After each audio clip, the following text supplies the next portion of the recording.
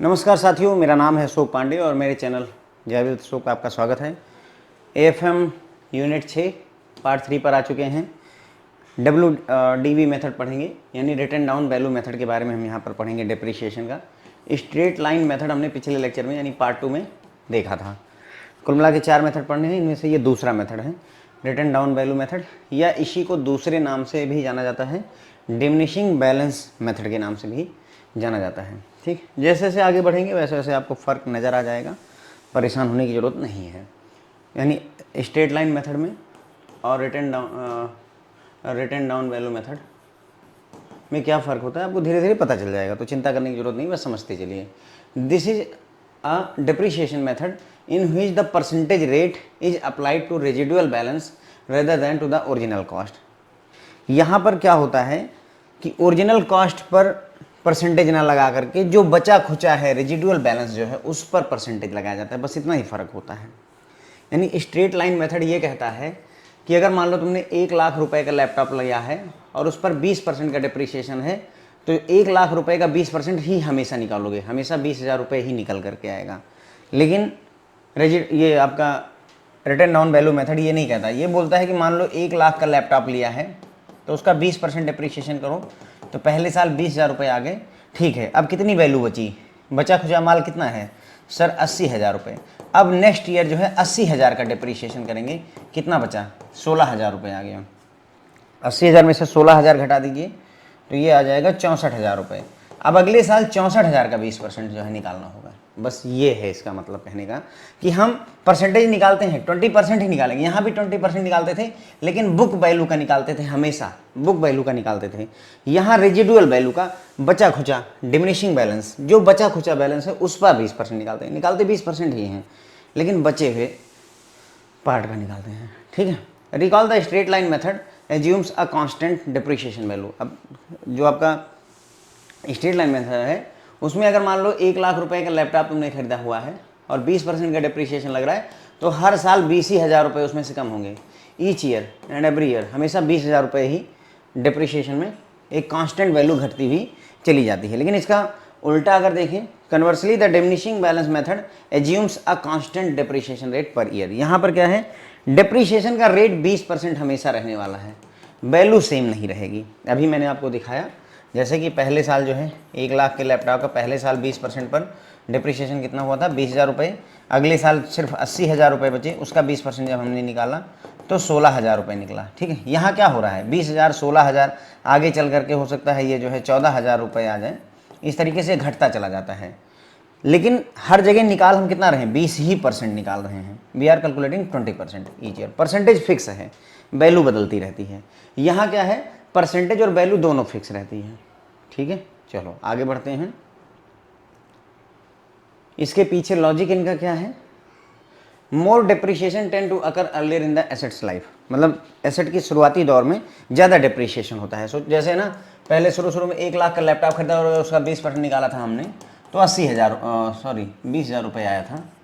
फिर वैल्यू बची थी हमारे पास 80,000 रुपये की, उसका 20% जब हमने कैलकुलेट किया तो आया 16,000 रुपये। तो शुरू में देखो डिप्रिशिएशन कितना हुआ, 20,000, आगे फिर 16,000, उससे नीचे पता चला कि अब सर 14,000, आगे 8,000 रुपये का डिप्रिशिएशन, फिर फाइनली पता चला कि 5,000 रुपये का डिप्रिशिएशन हो रहा है। तो शुरू के दौर में जो है ज़्यादा डिप्रिशिएशन, एसेट की लाइफ की स्टार्टिंग समय में ज़्यादा डिप्रिशिएशन होता है। ठीक है। This method is more relevant where the particular asset, जैसे vehicle, computer, office equipment is expected to give better performance in initial period of use as compare to the latter. मतलब ये उन एसेट्स के लिए ज़्यादा फायदे का सौदा रहेगा लगाने के लिए, उन मेथड एसेट्स पर लगाइए डिप्रिशिएशन जो शुरू के दौर में ज़्यादा अच्छा जो है परफॉर्मेंस देती हैं और बाद में कम परफॉर्मेंस देना शुरू करती हैं। जैसे आपने कोई कार खरीदी है, आपने कोई कंप्यूटर खरीदा है, तो शुरू में उतना ज़्यादा खर्चा नहीं लगता है उस पर, राइट। खर्चा बाद में बढ़ता है, खर्चा क्या होता है, बाद में बढ़ता है। तो वहाँ पर ये फायदे का सौदा है। कैसे, जैसे अभी लैपटॉप वाला दिखाया था कि पहले डिप्रिशिएशन 20,000 लग रहा है, ठीक है, उसके बाद में अगले साल जो है मान लीजिए 16,000 लग रहा है, उसके अगले साल पता चल रहा है सर 13,000 रुपये लग रहा है, उसके अगले साल मान लीजिए 6,000 रुपये, ऐसे डिप्रिशिएशन लग रहा है। तो शुरू में हमने 20,000 का डिप्रिशिएशन लगाया, लेकिन हमें मेंटेनेंस में कितना खर्चा करना पड़ा, मान लेते हैं हमें 2,000 रुपये खर्चा करना पड़ा। तो कुल मिला के कितना खर्चा हुआ हमारा, डिप्रिशिएशन प्लस खर्चा मिला के 2,000 किस बात के, मान लो लैपटॉप खराब हो गया, स्क्रीन टूट गई, कुछ ऐसा छोटा मोटा खर्चा, जनरल मेंटेनेंस का खर्चा, अब 16,000 है, यहाँ हो सकता है हमने 6,000 अगले साल सर्विसिंग में खर्चा किया, तो फिर कितना 22,000 रुपये खर्चा हो गया। इसी तरीके से अगले साल 9,000 रुपये खर्चा हुआ, फिर 22,000 रुपये खर्चा हुआ। मतलब इनका कहने का ये है कि हम डेप्रीशिएशन शुरू में ज़्यादा चार्ज करेंगे। क्यों चार्ज करेंगे? क्योंकि हमारा जो अदर खर्चा है वो बहुत कम है, और जैसे जैसे जो है समय बीतेगा, मशीन ख़राब होती जाएगी, कार ख़राब होती जाएगी, वैसे वैसे हमारे सर्विस के खर्चे बढ़ते चले जाएंगे और हम डेप्रीशिएशन को कम कर देंगे ताकि हमारा ओवरऑल खर्चा बराबर मेंटेन रहे। समझ गए? सर्विस का खर्चा हम डेप्रीशिएशन कम करते जाएंगे। क्यों? क्योंकि अदर खर्चे हमारे बढ़ते हुए चले जाएंगे। अदर खर्चे जो उसको कार को मेंटेन करने में जो और खर्चे लगते हैं वो बढ़ते चले जाएंगे। तो इस वजह से इस मेथड को यूज किया जाता है। ठीक है। Thus the charge to profit and loss account is higher in initial year as compare to the later year in the life of such asset. तो शुरू के दौर में प्रॉफिट एंड लॉस अकाउंट से हम डिप्रिसिएशन क्या करते हैं? डेबिट करते हैं, है ना। तो शुरू के दौर में भाई लैपटॉप खरीदा था तो 20,000 का डिप्रिसिएशन लग रहा है, नेक्स्ट ईयर 16,000 का डिप्रिसिएशन लग रहा है, अगले साल हो सकता है 14,000 का लग रहा हो, आगे जा करके हो सकता है 5,000 का डिप्रिसिएशन लग रहा हो, काइंड ऑफ दैट। तो ये सारी सिचुएशंस और चीज़ें हैं हमारे लिए फ्रेंड्स। ओके, वही बता रहे हैं कि शुरू के दौर में ज़्यादा जो है डिप्रिसिएशन चार्ज करते हैं। सो फार्मूला क्या है? एनुअल डिप्रिसिएशन अगर आपको कैलकुलेट करना है तो पिछले साल की वैल्यू कितनी है इनटू परसेंटेज रेट, किस रेट पे डिप्रिसिएशन चार्ज कर रहे हैं। मतलब कहने का, सोचो हमने कोई लैपटॉप खरीदा 1,00,000 रुपए का और 20% का डिप्रिसिएशन लगाना है। रिटर्न डाउन वैल्यू मेथड आपको यूज़ करना है सर, कुछ करना नहीं है। पिछले साल का बैलेंस, तो अभी पिछले साल का कुछ है ही नहीं हमारे पास, तो 1,00,000 ले लेंगे इनटू रेट क्या है 20% का, कैलकुलेट करेंगे सर तो कितना आ जाएगा 20,000 रुपये। कितना आ गया 20,000 रुपये। अब हमारा था कितने का लैपटॉप सर? 1,00,000 का, 20,000 रुपये हमारा डिप्रिशिएट हो गया। अब कितना बचा सर? 80,000 रुपये मात्र बचे हैं। अब अगर 80,000 रुपये बचे हैं तो जो पिछले साल का बैलेंस, यानी बोल रहा है कि प्रीवियस ईयर बैलेंस, यानी अब हमारे पास बैलेंस कितना बचा? महज 80,000 रुपये, क्योंकि 20,000 जो चुका है उसका 20% 16,000 रुपये निकल करके आ जाएगा। ठीक। अब 80,000 में से 16,000 घटा देंगे तो कितना बैलेंस बचेगा हमारे पास में? 64,000 रुपये। अब ये 64,000 का 20% कैलकुलेट करेंगे, ये इस तरीके से कैलकुलेट होता है। ठीक है। तो प्रीवियस ईयर्स वैल्यू कितनी है इनटू परसेंटेज रेट से हम इसको कैलकुलेट करते हैं। एक एग्जांपल देखते हैं तो चीज़ें थोड़ी सी और क्लियर होगी। देखो, if the original cost of asset is 20,000 and the rate of depreciation is 20%, तो यानी कि हमारा ओरिजिनल कास्ट कितनी है सर? 20,000 रुपये है। ओरिजिनल कास्ट 20,000 रुपये है और उस पर डिप्रिसिएशन का रेट क्या है? 20% का। तो अगर 20% का रेट लगाएंगे तो डिप्रिसिएशन कितना होगा? ओरिजिनल कास्ट ये है, डिप्रिसिएशन हो जाएगा हमारा सर 4,000 रुपये। तो वैल्यू कितनी बचेगी एसेट की? एसेट की वैल्यू कितनी बचेगी सर? 20,000 रुपये का एसेट था, 4,000 रुपये साल भर में ख़त्म हो गए, डिप्रिशिएट हो गए, तो सर 16,000 रुपये बचे। अब जो 16,000 बचे हैं ये अगले साल के लिए वैल्यू हो जाएगी। ठीक है। 16,000 रुपये हम यहाँ ले आए, इंटू 20% डिप्रिशिएट किया, 3,200 रुपये हमारे निकल कर आया। डिप्रिसिएशन कितना होगा? 3,200 रुपये। 16,000 रुपये में से अब 3,200 रुपये हमें घटाना है। ठीक है। तो ये हो जाएगा 12,800 रुपये। कितना हो जाएगा? 12,800 रुपये। अब नेक्स्ट ईयर क्या करेंगे सर? ये 12,800 लेकर आएंगे। 12,800, इसका 20% अपन चार्ज करेंगे। कितना? 12,800 का 20% चार्ज करेंगे। फिर से कैलकुलेटर लग जाएगा फ्रेंड्स। ओके,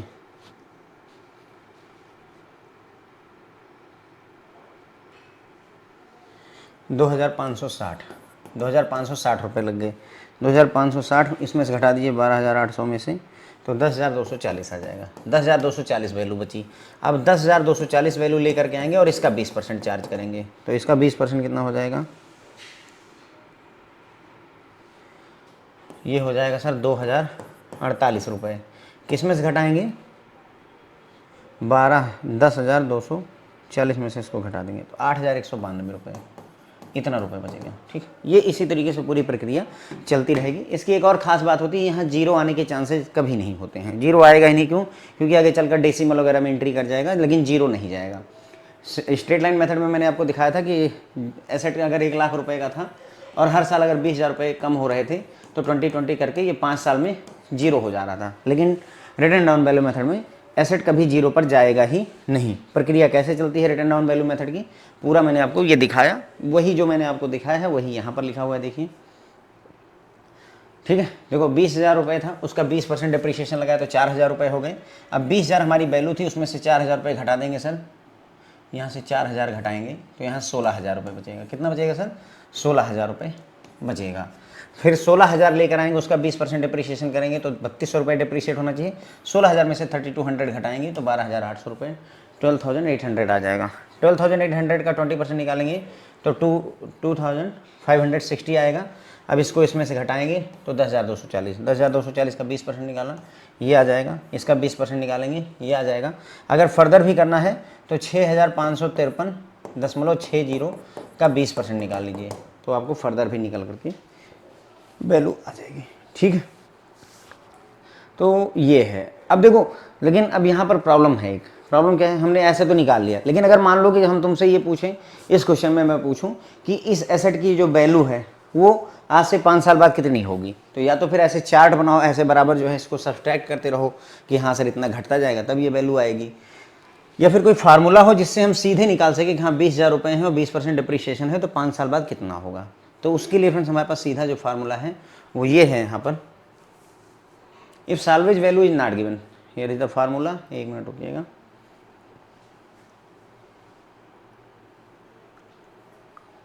देखिए WDV यानी return down value of an asset can be found out by the formula, यानी रिटर्न डाउन वैल्यू हम निकालते हैं। रिटर्न डाउन वैल्यू क्या होती है, जैसे 20,000 रुपये था हमारा एसेट की वैल्यू और उसका जो है 20% हमने चार्ज किया तो 4,000 रुपये चार्ज किया, फाइनली हमारे पास कितना बचा, 16,000 रुपये बचे। ठीक है, तो ये जो 16,000 रुपये बचे इसी को रिटर्न डाउन वैल्यू कहते हैं।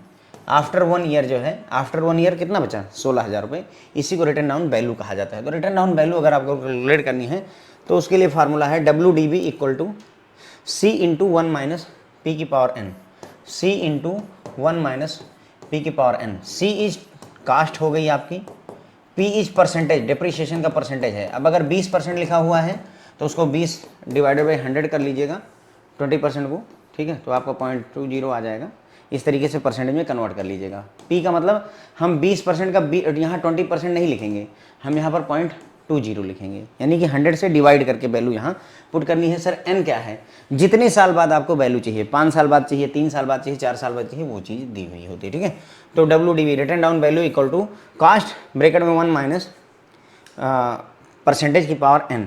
C ओरिजिनल कास्ट है। अब ओरिजिनल कास्ट में कास्ट प्लस एक्सपेंसेस आपको आइडिया है ही, राइट।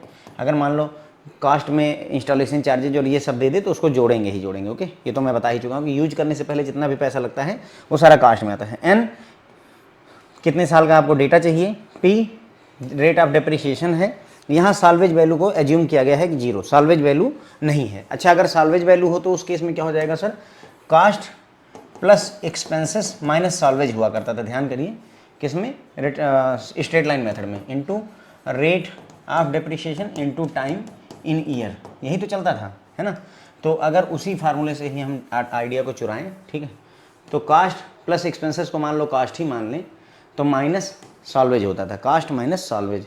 ठीक है, तो बस यहाँ पर वही चीज़ कर दीजिए, cost minus salvage into 1 minus percentage की पावर n साहब, यानी कि कॉस्ट में से सॉल्वेज वैल्यू घटा लीजिएगा और फिर जो है ये कर दीजिएगा। अगर सॉल्वेज वैल्यू दी हुई है, इस फार्मूले में सॉल्वेज वैल्यू को 0 एज्यूम किया गया है, पर ऐसा जरूरी नहीं कि सॉल्वेज वैल्यू ना दी हो। यदि दी हो तो क्या करना है सर, कॉस्ट माइनस सॉल्वेज वाला कॉन्सेप्ट यूज कर लीजिएगा। ठीक है, चलो, तो ये अगर सॉल्वेज वैल्यू दी हुई है तो cost minus salvage into 1 minus P की पावर n। ठीक है, अब देखिए एक न्यूमेरिकल सॉल्व करेंगे तो थोड़ा सा दिमाग और खुलेगा।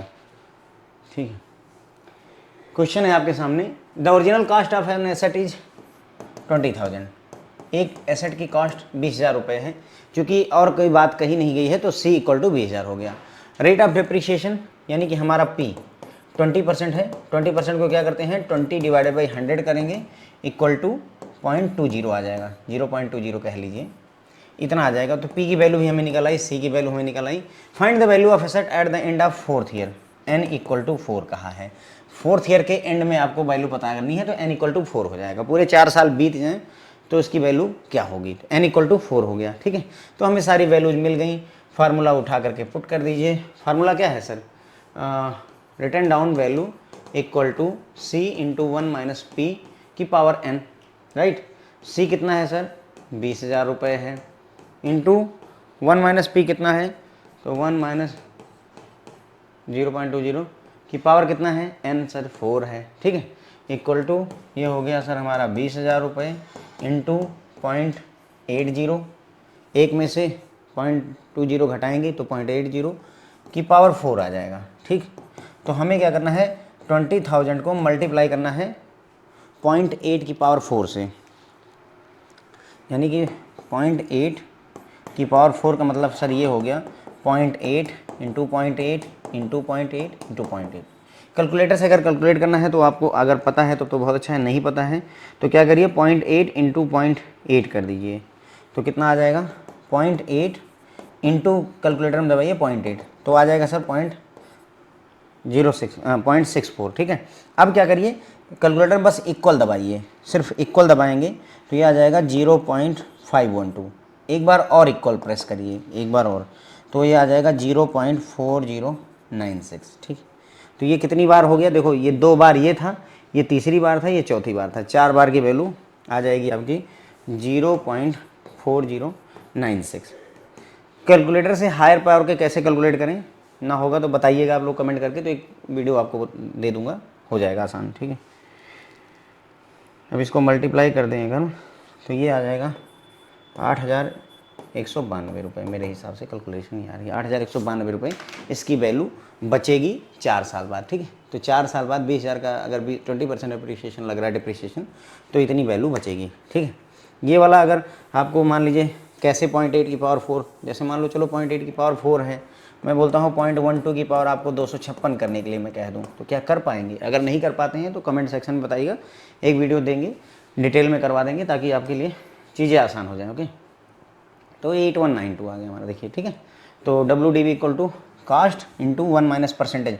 सर यहाँ पर 0.2 कैसे आया, देखो 20% डिप्रिशिएशन दिया है, लेकिन मैंने आपको बताया था कि हम 20% नहीं यूज करते हैं, पी का मतलब परसेंटेज की जो फ्रैक्शन वैल्यू है वो रखते हैं, तो 20 डिवाइडेड बाई 100 करके तब यहाँ वैल्यू रखिएगा। ठीक है, की पावर 4, अदरवाइज गलत हो जाएगा। ओके, की पावर 4 करेंगे, फिर ये कैलकुलेशन करके दिखाएं, 8,192 आ गया। ठीक है, अगला क्वेश्चन देखते हैं हम यहीं पर, एक और एग्जाम्पल।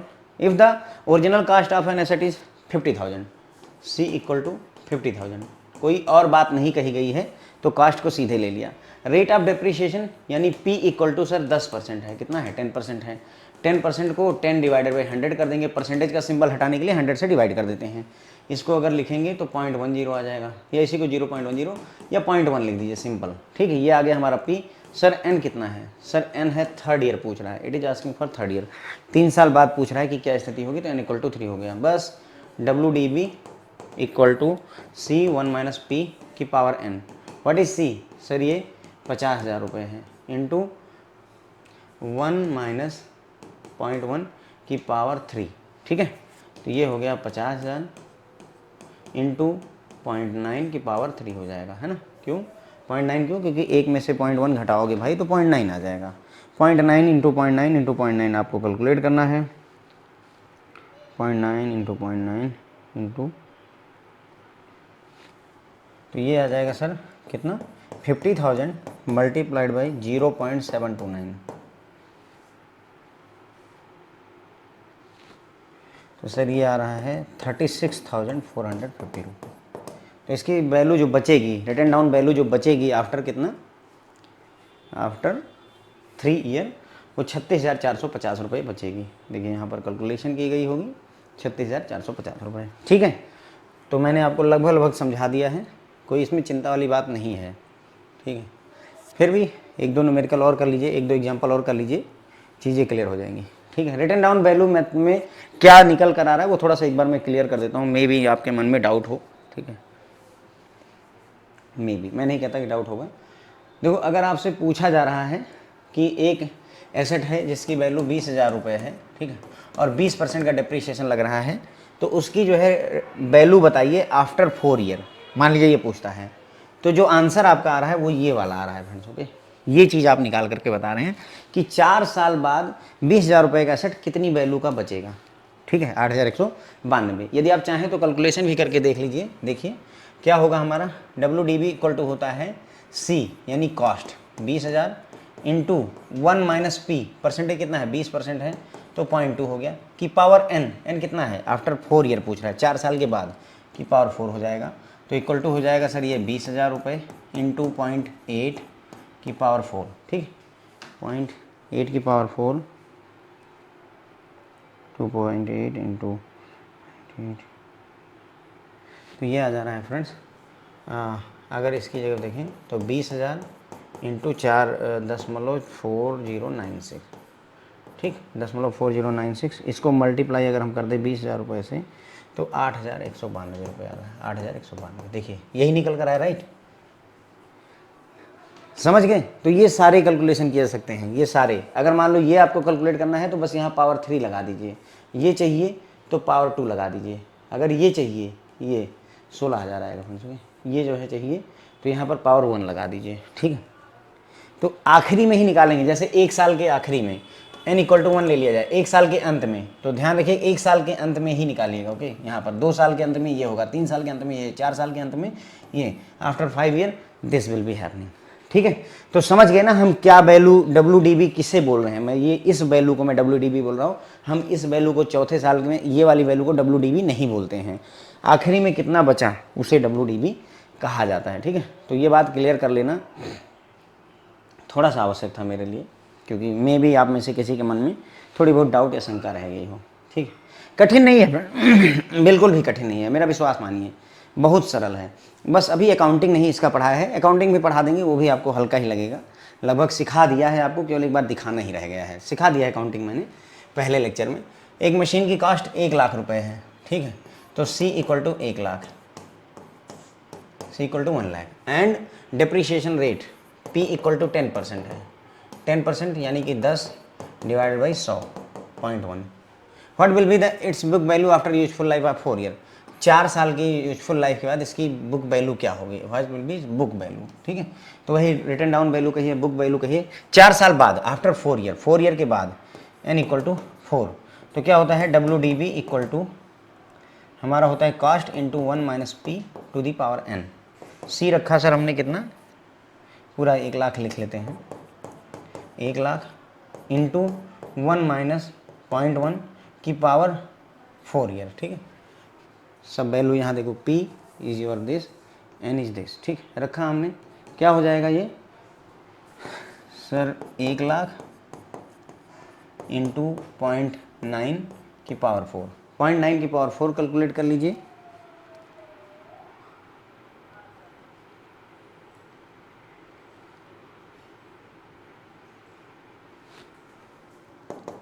तो 1 लाख इंटू मेरे हिसाब से 6561 आ रहा है, ठीक। एक बार फिर से देख लेते हैं, मल्टीप्लिकेशन गलत हो जाएगा। 6561, ठीक। 6561 को 0.6561 को मल्टीप्लाई कर देंगे अपन 1 लाख से, तो 65,610 आ जाएगा, 65,610 रुपये। यानी कि 4 साल ख़त्म होने के आखिरी पे इसकी जो वैल्यू बचेगी, बुक वैल्यू बचेगी हमारे एसेट की, हमारी मशीन की, वो 65,610 रुपये बचेगी, 65,610 रुपये बचेगी। एक और एग्जांपल करते हैं, और मेरे ख्याल से ये आखिरी एग्जांपल माना जाए, ठीक है। मतलब भर कर करवा दिया आपको मैंने, 5 एग्जांपल हो गए हैं। स्ट्रेट लाइन मेथड भी पूरा दिखाया था आपको। अगर आप चाहें तो इसको टेबल से भी बना सकते हैं, लेकिन टेबल से बहुत खतरनाक हो जाएगा। कैसे, 2 लाख रुपए है, ठीक है, उसका 20% डिप्रीशिएट हो रहा है। कितना, 20% डिप्रीशिएट हो रहा है, तो 2 लाख का 20% हो जाएगा मेरे ख्याल से 40,000 रुपये, 40,000 रुपये हो जाएगा। कितना बचेगा सर 1,60,000 रुपये बचेगा। तो ये आफ्टर 1 ईयर आ गया, आफ्टर 1 ईयर 1,60,000। अब यहाँ 1,60,000 ले आइए, इंटू उसका 20% कैलकुलेट करिए, कितना हुआ 32,000 रुपये। 32,000 रुपये को 1,60,000 में से घटा दीजिए, 1,60,000 में से 32,000 घटाएंगे तो सर 1,28,000 रुपये बचे। 1,28,000 ये 1 ईयर बाद हो गया या 2 ईयर बाद हो गया। अब 3rd ईयर में आए तो सर 1,28,000 रुपये ले आए, इंटू 20%, तो 1,28,000 का 20%,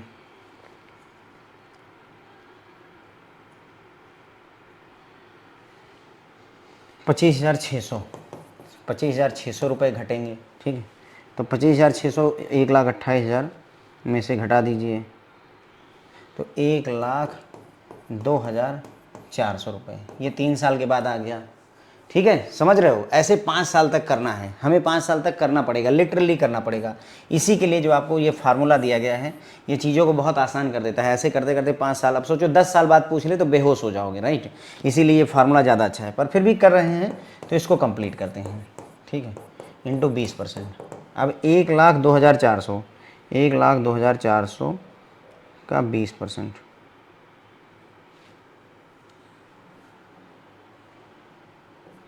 20,480 रुपये आ गया। अब 20,480 इसमें से घटा दीजिए, 1,02,400 में से 81,920 रुपये आ गया। ये चौथे साल का हो गया, ठीक है। अब 81,920 का 20% कैलकुलेट करिए, ये 4 साल हो गया, 5वां साल आ गया। इसका 20%, 20 डिवाइडेड बाई 100, 16,384 रुपये आ गए। अब क्या करिए, 81 इसमें से घटा दीजिए, कितना, 81,920 में से ये घटा दीजिए तो 65,536 रुपये हमारा निकल कर आ गया। 5वें साल के आखिरी में कितना बचेगी इसकी वैल्यू, यही आपसे पूछा था सर। इसने पूछा था कि what will be it's value after 5 year. पूरा कैलकुलेशन करके आपको WDV मेथड का पूरा एक एक साल का। मान लीजिए एग्जाम में फार्मूला भूल जाता है, तो भूल गया तो कोई बात नहीं, हमको फंडा तो पता है ना कैसे चलता है, पूरा उससे सिस्टम से कर लीजिएगा अगर आपके पास टाइम है, ठीक है। एक बार ये एक्सप्लेन कर लेना आवश्यक है ताकि चीज़ें आपके दिमाग में बैठे, ठीक है। अब इसी चीज़ को इतना मगजमारी करके जैसे हमने किया, इसी चीज़ को आप एकदम सिंपल से कर सकते हैं। कैसे कर सकते हैं भाई, हमारी इनिशियल वैल्यू कितनी है, 2 लाख रुपये, इंटू 1 माइनस पी, परसेंटेज कितना है 1 माइनस 0.2, 0.2 की पावर कितना है सर 5 साल, ये 1 माइनस 0.2 करेंगे तो 0.8, 0.8 की पावर 5, यानी 0.8 की पावर 5 कर दीजिए बस, यहाँ पर 0.8 की पावर 5, बस 0.8 की पावर 5 निकाल लीजिए कैलकुलेटर से, बस इतना ही काम बचता है। 0.8 इंटू 0.8 2 बार हो गया, 3 4 5, ठीक है।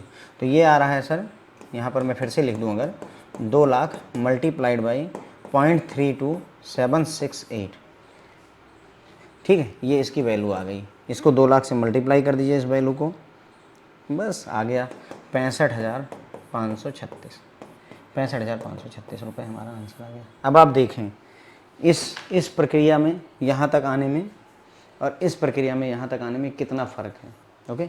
इसीलिए फार्मूला याद रख लेना बेहतर है। फार्मूला क्या है, WDV = C × 1 - P⁴ ठीक है। तो मेरे ख्याल से फ्रेंड्स आपको समझ में आ गया होगा, कई सारे एग्जाम्पल्स किए, कई सारे न्यूमेरिकल्स किए, ठीक है। यहीं पर ही आपका थ्योरी पार्ट, मतलब जो है न्यूमेरिकल पार्ट हमने निपटा दिया। एडवांटेज डिसएडवांटेज की थोड़ी सी बात कर लेते हैं। स्ट्रेट लाइन मेथड में भी बात की थी, यहाँ पर भी कर लेते हैं। This is one of the recognised method under the Indian accounting standard 16, income tax act and companies act, यानी कि ये इसको सरकारी मान्यता है। बेसिकली हम ये कहें तो इसको सरकारी मान्यता है कि हाँ, इस डिप्रिसिएशन मेथड को यूज किया सकता है। पहला फ़ायदा ये है। दूसरा फ़ायदा ये है कि जो टोटल खर्चा है, total expenditure on repair and renewal and depreciation on asset tend to be equal in all years. दूसरा फ़ायदा ये है कि जो टोटल खर्चा होगा आपका किस पे, रिपेयर करवाने में, रिन्यूअल करवाने में और डिप्रिसिएशन का मिलाकर के, वो हमेशा सेम रहता है। क्यों रहता है, क्योंकि ध्यान करिए, हमने लैपटॉप लिया था तो शुरू के दिनों में 20,000 रुपये का, या कार खरीदी थी तो शुरू के दिनों में 20,000 की डिप्रिसिएशन लग रही थी, जबकि सर्विसिंग में 2,000 रुपये लग रहे थे, तो टोटल 22,000 रुपये खर्चा हो रहा था। अगले साल हमारा जो है डिप्रिसिएशन घट के 16,000 हुआ, लेकिन सर्विस करवाने की कॉस्ट बढ़ गई, अब हमें ज़्यादा पैसा खर्चा करना पड़ा अगले साल, तब भी 22,000 रुपये आ गए। एक एग्जाम्पल दे रहे हैं, कोई जरूरी नहीं कि एग्जैक्ट हो, लेकिन लगभग लगभग यही थीम चल रही है। अगले साल मान लीजिए अगर 13,000 होता है, तो यहाँ पता चला कि अब सर्विस करवाने में कार को 9,000 रुपये खर्चे करने पड़ रहे हैं, तो लगभग 22,000। सर क्या एग्जैक्ट 9 ही होगा? नहीं, ऐसा नहीं है, एग्जैक्ट 9 ही नहीं होगा, एग्जैक्ट 6 ही नहीं होगा, लेकिन लगभग एक आंकड़ा ले रहे हैं कि हाँ, लगभग कुछ ऐसा ही चलना चाहिए। ठीक भी लग रहा है कि हाँ, शुरू में हमारी गाड़ी को उतना ज़्यादा सर्विसिंग की जरूरत नहीं है, तो कम खर्चा लगेगा। बाद में हमारी गाड़ी जैसे जैसे पुरानी होती जाएगी, वैसे वैसे हमें खर्चे ज़्यादा करने पड़ेंगे। एक समय ऐसा आएगा जब पता चले कि डिप्रिसिएशन हम 2,000 चार्ज कर रहे हैं, जबकि उसकी सर्विसिंग करवाने में हमको 20,000 रुपये खर्चा करना पड़ रहा है। गाड़ी को सर्विस मैकेनिक के पास लेके 20,000 रुपये उसने लगा दिए, भैया 20,000 रुपये लगेंगे, और जबकि डिप्रिसिएशन 2,000, तो ठीक लग रहा है। ये लॉजिकली अच्छा कॉन्सेप्ट है कि हाँ ठीक है, जैसे शुरू में डिप्रिसिएशन खूब चार्ज कर दिया, ये कुछ वैसा ही है जैसे अगर आपको मान लीजिए वैष्णो देवी की चढ़ाई करनी है, माता रानी की चढ़ाई करनी है, तो आदमी कोशिश ये करता है कि फर्स्ट हाफ में हम यहाँ पहुँच जाएं, मतलब एक बार आराम करने से पहले अगर हम इतनी यात्रा 75% यात्रा कवर कर लें तो दोबारा उठने पर 25% ही कवर करनी है। या फिर सेविंग के मामले में भी कुछ ऐसा ही होता है कि हम शुरू में अगर आप कमा रहे हैं तो शुरू में ज़्यादा बचाइए, क्यों? क्योंकि अभी ना शादी हुई है, ना बीबी है, ना बच्चे हैं, तो ज़्यादा बचा सकते हैं। आफ्टर दैट एक्सपेंसेस बढ़ जाएंगे, बच्चों की पढ़ाई ये वो करके, ठीक, काइंड ऑफ दैट, ठीक है। तो ये सारी चीज़ें हो गई, ओके।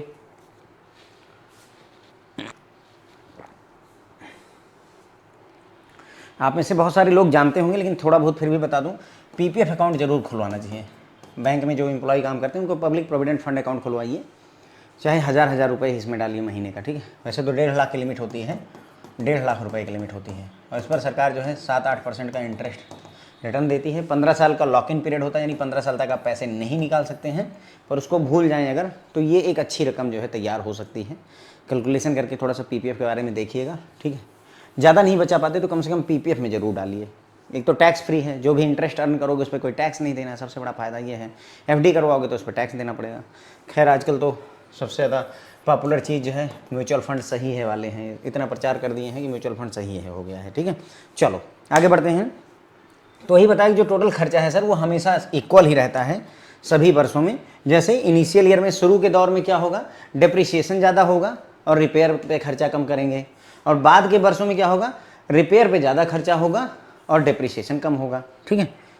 एग्जैक्टली जो है कंपनसेट नहीं करते हैं, घट बढ़ सकता है ना, घट बढ़ सकता है, लेकिन लगभग ये चल रहा होता है कॉन्सेप्ट कि हाँ शुरू के दौर में हमें शुरू के दौर में हमें क्या, डिप्रिसिएशन ज़्यादा लगता है और रिपेयर कम लगता है। डिप्रिसिएशन ज़्यादा है और रिपेयर पर खर्चा कम है। आगे जैसे जैसे बढ़ेंगे डिप्रिसिएशन कम होगा और रिपेयर पर खर्चा ज़्यादा होगा, ये कॉन्सेप्ट चलता है, ठीक है।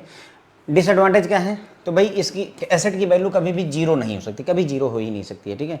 कोई भी एग्जांपल ले लीजिए, इवन अगर आप 2000 का कोई गुड्स ले लीजिए, ठीक है, और उसको जो है मान लीजिए 10% का डिप्रिसिएशन हो रहा है, तो भाई ये क्या होगा, 1 माइनस 0.1 की पावर मान लो हम 10 भी कर दें, तो भी आप ये देखोगे कि 2000 गुणे 0.9 की पावर 10 आप कैलकुलेट करेंगे ना, तो भी कुछ ना कुछ वैल्यू निकल करके आ जाएगी। ये कभी भी जीरो पॉसिबल हो ही नहीं सकता है, जीरो हो ही नहीं पाता है, ठीक है।